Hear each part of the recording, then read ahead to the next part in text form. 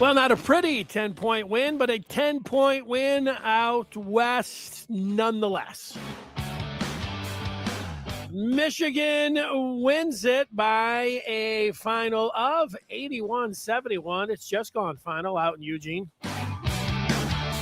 Welcome into the Michigan basketball postgame live show. We are here after every Michigan basketball game, including today in Michigan. After losing last week, they go out west and they put together 2 wins. Late night Wednesday over Washington, and then a matinee over Oregon in a game where Michigan was down at the half. And people watching this game, people have been used to, say Michigan fans, people have been used to Michigan being this ultimate destroyer. So when they show a little cracks, and they kind of look like you would see a good teams in the past where, there's going to be some ups and downs. While they were rolling, there was no downs. It was all up. So when they do show some and have some dips, there is a little bit of a freak out factor. If you're a fan, I think it's totally understandable. Let's talk our way through it. Not everything is perfect, though, with Michigan. And there were a lot of things in this particular game. Sometimes, you hear whether it's a narrative or you hear things. For instance, Dusty said it at the half that the Ducks were just getting to the ball quicker. They're faster. And, Oregon had more energy.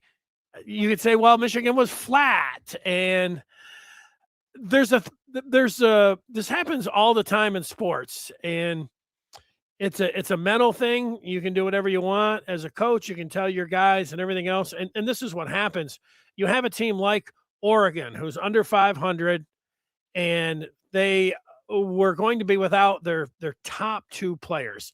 Now, that's not a recipe for success. That's tough. You're up against it. But what it does, everybody in that room knows, not only are we underdogs, and not only is this number 4 Michigan, but now we're down our top 2 players. We have to really rise up, and we just have to play every possession like our hair is on fire, or we're just going to get run off the floor. And then on the other side, Michigan's like, wow, now they're without their top 2 scores. Yeah, we know that they're going to come out and fight, but we probably got this.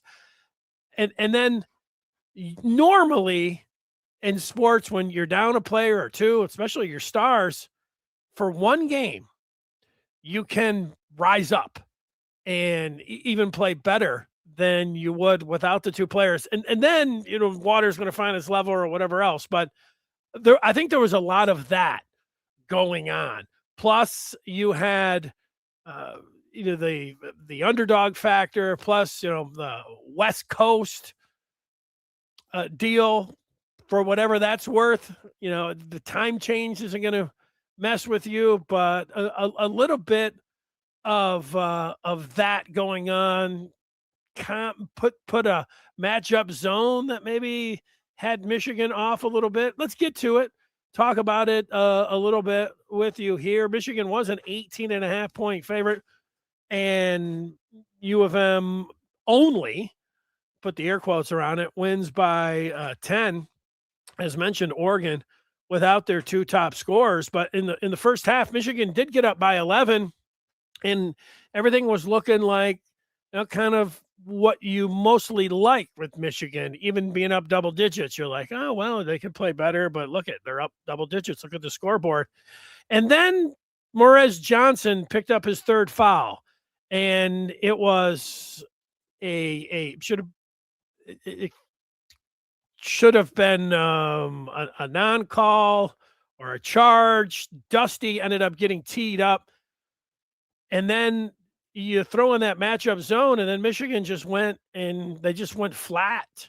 No field goals, or just the offense just couldn't hit a shot. No field goals for the last 6.5 minutes. And Oregon gets a Linsanity triple right at the last possession to take a 1-point lead at the half. And you're shaking your head a little bit if you're a Michigan fan, saying, what the heck happened with this one? But U of M in the second half, I'll credit Dusty.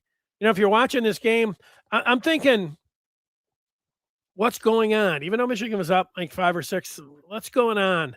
Why is Dusty playing Will Cheddar over Roddy Gale and Trey McKinney? I'm thinking, I don't like that. But in a stretch there, Will Cheddar came up and hit some shots and did a nice job off the bench for Michigan. I said, what's really going on here? Why is Michigan not this super team that they were? Yeah, the foul trouble. I went to Cadeau. I think, Cadeau, he's turning the ball over. But then Cadeau really picked it up. He started scoring. He's running the pick and roll. And, he ended up, spoiler alert, being my player of the game for this one. So as much as I was looking at, Cadeau's a problem, he wasn't a problem. He was the player of the game. Dusty's rotation, a problem. You look at it, and after you go through it, you have to say, look, he knew what he was doing there. He pushed the right buttons when it came down to it. But you see how important Morez Johnson Jr. is. You see how important Michigan having a deep bench and being able to go to the bench. And I would credit Kaysen off that Michigan bench for coming in. And I'll give it up for Yak's rebounding and also his defense. But Yak's right now, he's got the calf injury that's bothering him. And I'm not going to just say this every game, or are we always going to say this? But, I know he's All-American at the midway point. I like his attitude, but, he's not someone. I see now what Dusty was saying in the offseason where he says we almost want him to be a little bit more selfish. Selfish isn't the right word. Aggressive. But he is aggressive defensively and getting on the glass. You want him to be more aggressive, and I think you have to call some plays for him on offense. It's not just you want him like throwing up 3-pointers.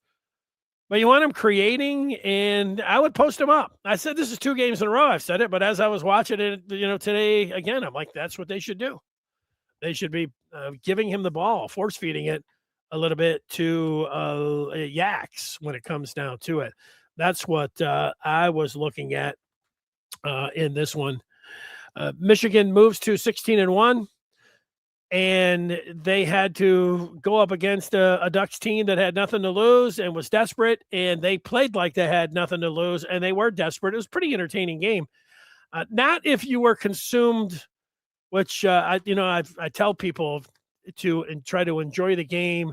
Don't get consumed by the refs, but this was one you're going to have a hard time not getting consumed by the refs because every call, there were so many close calls that if you have the disposition to feel like the refs are on the take, or they're just terrible. It's the Big Ten. You're against Michigan. A lot of people have all of those things. They're thinking that all of those things are at play. I think it kind of ruins it for you. But you are who you are. I mean, if that's you're a fan, if that's how you feel, try not to let it ruin it. And the other factor in there is like, this Michigan team. They're not that great of a team. They're not the greatest team of all time that they showed. That much is true. If you wanted them to be the greatest team of all time, I don't think that they're the greatest team of all time. I still think that they can win the national championship. They're favored to do so.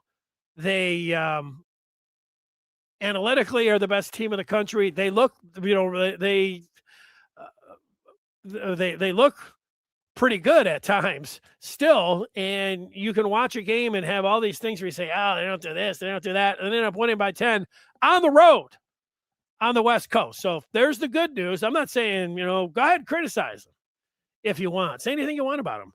But also look at the overall picture and take a step back and realize that games you don't get up by 20, 30, or 40 at the half. That's what they were doing. You don't win games by 20, 30, 40. Every game, which they were doing. This was a game That is very typical. It's like, I know you know that. This is not the first time that I'm just talking to like a lot of people.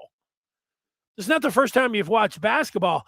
Games like the Oregon game is typically, even for good teams, how it goes. You've got a desperate team. They're at home.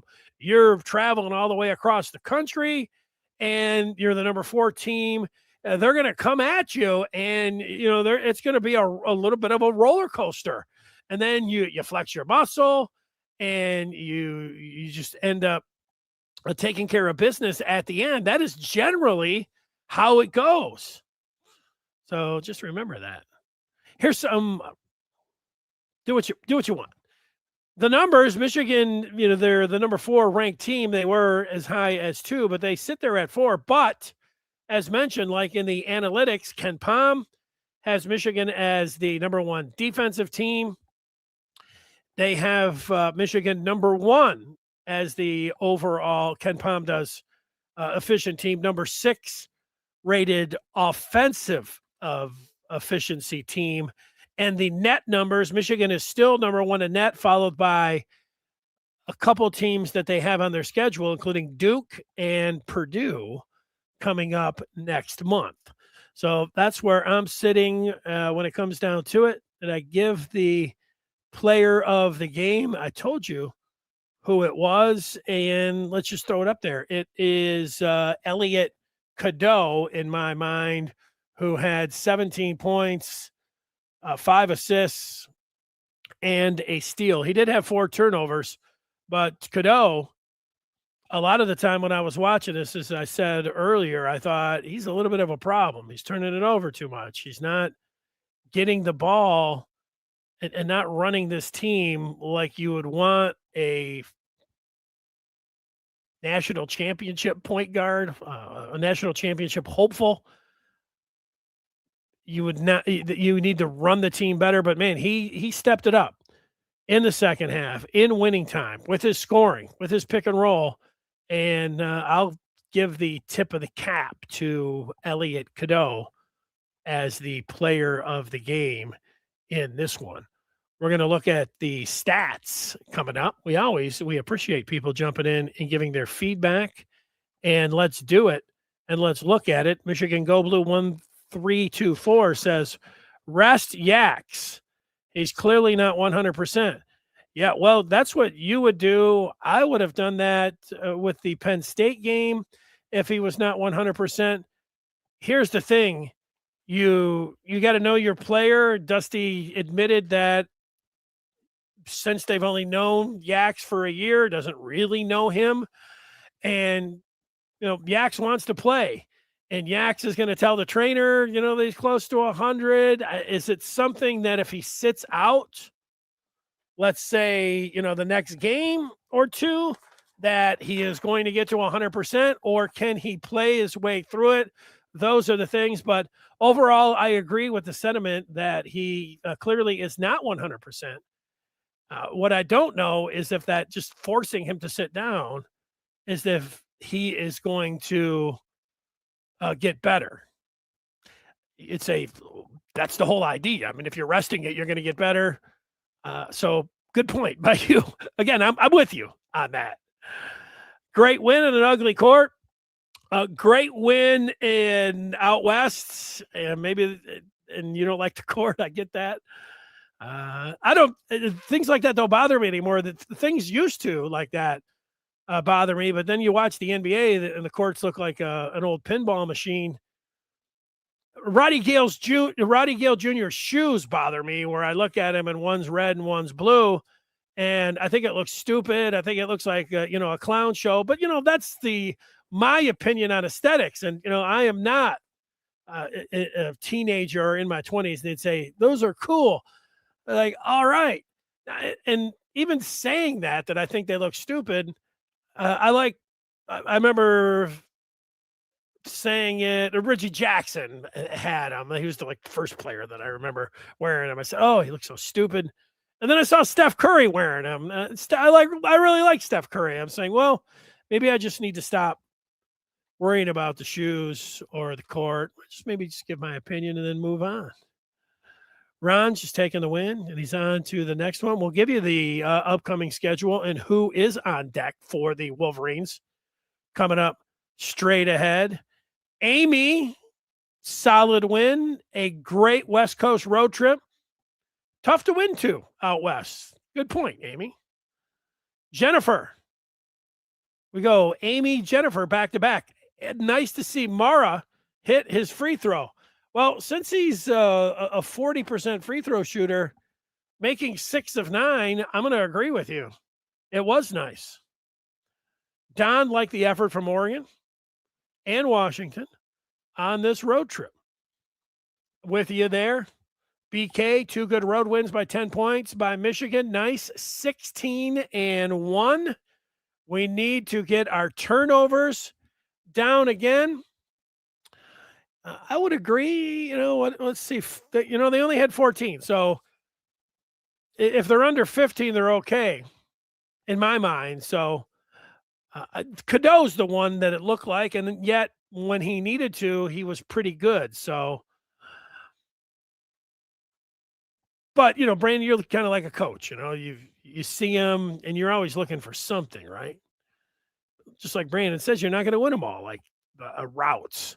Arizona, according to BK, is starting to show they're human. Iowa State has lost 2 in a row. Yeah, that was going to happen. I've seen a few. I saw, like I mentioned, where the Maize and Blue review during the game, you can watch the live feed or you can participate in the live feed. And this was popping up, the same thing that somebody was saying on here last game, that the Michigans, they're not a top 5 team. They're like a top 5, top 10 team. That's what somebody was saying, and then I disagreed with that. But that was sentiment today, also from a few people on the Maize and Blue review, and yeah, I don't agree with that. The New Life says they have looked unbeatable. They looked a lot more human the last 3 games. That's fair. Under Par says May has said Yax is healthy. Nobody plays a hurt player. The squad has some good individual players, but they are missing a guy with a competitive fire in their belly. MSU will roll this version of U of M. May. I asked May on Monday about Yax and his health, and instead of him saying, well, the trainers gave me the okay, and so we're going to play him, that's not what he said. He said he looked good today, and then he said this is one of the downsides of the NIL era where you don't know your player. So Yax is saying one thing, and he's saying one thing to the trainer, and then he's going out there, and then he's given it all. You like that part, but you're not playing him where you think that he's going to hurt it further. But clearly he's not 100%. He's not playing like you would expect him. And you're thinking, I think Dusty's thinking, and this is what I think what you're saying is that, Dusty's understands that when it comes to this injury, you could play through it and you can play yourself to 100% rather than, sitting him out. And then who knows how long it's going to take to ramp him up kind of thing. But this part, I don't agree with you on under Par, where they're missing a guy with competitive fire. And then MSU will roll this version of U of M. Why? Because the last 3 games, the last 4 or 5 games, they've looked like they haven't looked like the greatest team of all time. Yeah, I'm not ready to. I don't see this at all, saying they're missing competitive fire. I think Cadeau's got competitive fire. I think Morris Johnson Jr. does. I think Yax does. Mara, he's, I don't want to call him a floater. That was not because at times he's their best player. He's just kind of up and down with his intensity and plays more with a flair. But this part about MSU will roll this version of U of M, I don't agree with. Yeah, Cheddar came up big as I was watching him. And I was questioning whether he should be out there. And so that's it. MC says Michigan started the game like they felt sorry for Oregon, did not want to extend the lead, and almost cost them. Yeah, I gave my theory about a desperate, shorthanded, wounded Duck team that was going to play with their hair on fire and go all out, knowing that they're playing the number 4 team. Meanwhile, Michigan out west knows that they're down, and you can sit around and scream at your players and tell them that you have to match the intensity, you have to hit the floor of the intensity, you have to get after it. But that's one of the weird things. You can have the greatest coaches in all of sport. How many times you see it in hockey? I always, I'm watching the hockey game and somebody says, "Oh, well, they have the jump." Well, how do you get the jump? Why wouldn't you have the jump? Why wouldn't Michigan come out? Do you really think they're feeling sorry for them? No, what they do is just a mental. They know that they're the number 4 team, and they know that the Ducks don't have their top 2 players. So in your mind, even if they're telling themselves, no, we can't relax. No, we've got to play each possession and value it and value the ball. Somewhere in your mind, it goes to, we got this. And you just step back a little bit. Meanwhile, on the other side, they just know it's fight or flight right from the top, right from the jump. And they've got to play their asses off or they're going to get run off the floor. But that's a way to put it. Michigan is one of the best balanced team in the country. Well, yeah, they are. Of course, I'm all about getting ready to watch some football. That is going to happen for sure coming up. Right now, we're going to look at the box score for Michigan, see what that looks like. Sitting around looking at the bench right here. Here we go. Now we can take a look at it. Maybe we can make it that even a little bigger for the people at home. Oh, yeah. Even a little bit more. Oh, yeah. There it is.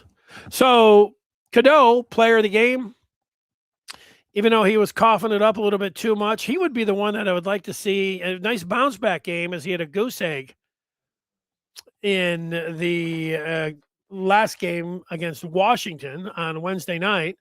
Burnett was good in this game, hitting threes, hit 3 of them, 3 of 7, 6 of 10 from the floor, ended up with 15 points. Mara had a couple stretches. He's an important player for this team. He's a matchup nightmare. He had 3 blocks. He's especially when he's teamed up, he can do a high-low with Yaks. He can go high-low with MJJ. They can throw him lobs. Anybody can pick and roll. It's dangerous and it's hard to defend the other team. We could say what Michigan isn't, and they don't do this, and people talking about playing with fire. What they do have are 3 players up front. The teams have a really difficult time. Every team in the country is going to have a difficult time matching up with Yaks, Johnson Jr., and Mara. Now, here's Yax's numbers. Nothing spectacular here. You'd like more from him. 6'10" and 2, had 2 steals and 2 blocks. Both of those blocks were big, and one of them, he chased down a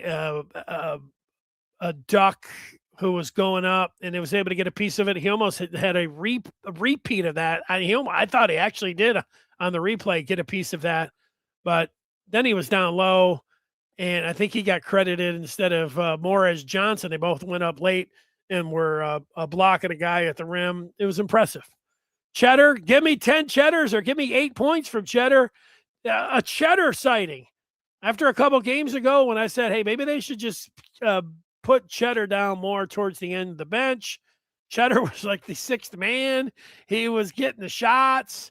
He cranked up 5 threes and was able to hit 2 of them.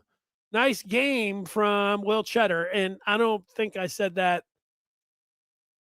I know I haven't said it here in 2026. I don't know if I said it all year long. Nice game from Will Cheddar. Kaysen had 7 points, but I got to say, 7 points, 1 rebound, and an assist. It felt like every point, all 7 points that Kaysen had were big in this game. He's kind of an unsung hero. Trey McKinney, I wanted to see more of him in this game. Dusty only played him 14 minutes. I don't know why, but matchups, maybe something else there. But Trey with 4 and 4, and Roddy Gale Jr. 3, 1 and 1. The Michigan bench, it could be one game, it can be Roddy. One game, it could be Trey. One game, it could be LJ. Next game, like today, it could be Will Cheddar leading you off the bench. That's what Michigan has going for him, which is pretty nice when you have that kind of bench and you're almost too deep at every position. And let's look at those game numbers specifically. I already said 14 turnovers. You get it under 15. You're doing all right. I'm a little blurry. Click it in. Let's see if I can adjust that blurriness. Well, when you can't adjust the blurriness, just put this. Oh, there it is. I adjusted it. Nice job.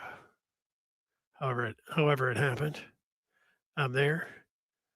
There's Cadeau. All right, I wanted to look at the box score. I can do 2 things at once. 3 things I'm having a difficult time doing. Michigan shot 49% from the floor, 39% from downtown, 9 of 23, 73% from the free throw line. Ade Mara, 6 of 9 from the charity stripe. Nice job for the big man. Michigan was they out-rebounded the Ducks 36-30. Oregon did have some second chance points in this game. And then I already mentioned the turnovers, 14. The Ducks had 11. So there it is. The New Life wants to talk hockey. This is a Michigan basketball show. The part about Michigan hockey doesn't get near enough love.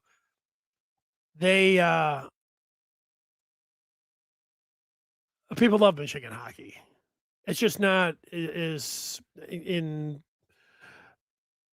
when you compare, just like basketball doesn't compare to football, hockey doesn't really compare to basketball, but people love Michigan hockey. The fans that love it are into it. They're watching every game. They'll be watching the game over the NFL. They'll be watching the game over Michigan basketball. They'll be watching games and going to games over Michigan football.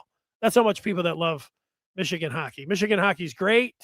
College hockey is great, and Michigan's the number 1 team in the country. And you're right. The backup goalie came in, and the backup goalie is now the starting goalie because we don't know how long Ivan Kovic is going to be out, and if he's even going to be able to come back at all. I know they're hoping. They haven't ruled him out, but that's totally up in the air. So there you go. I'll take one more. It's from, I want to say M. Carey, M. Carr. I don't know. MC. Honestly, I think the way Yaks turns it on and off, this might be somewhat resting him as he clearly is picking his moments to play hard. I'll buy that. I'll buy that that's going on. Could be going on. Let's look at the upcoming schedule, and that is brought to you by the feed that you're watching or listening to right now. That is the Maize and Blue Review. Give yourself or that U of M fan in your life the gift of the Maize and Blue Review. Go to on3.com and hit that subscribe button. You get the Ultimate Fan Bundle. You get the Maize and Blue Review. You get on3.com, and you get Rivals. So check that out. That's going for you, and that's pretty good. Here it is when it comes down to it for Michigan in that upcoming schedule. They take on the Hoosiers coming up Tuesday. That's a Peacock game. And then Friday, there you look at it, Trey Burke that number 3 is going to head to the rafters when Michigan takes on Ohio State. And then filling out the rest of the month, then a little bit back to another Tuesday game. That is against Nebraska. Nebraska's a ranked team. Then at Michigan State, the game everybody is going to watch. That is Friday, 8 o'clock, January the 30th. And then now tipping up February 5th, Penn State will come to Ann Arbor. So those are the next 5 games and how those look. You enjoy the rest of your weekend. Michigan wins this one 81-71. They are 16-1 on the year. They're the number 4 team in the country, and they will take on the Hoosiers coming up Tuesday at the Chrysler Center. Thanks for watching, and enjoy the rest of your weekend. Goodbye.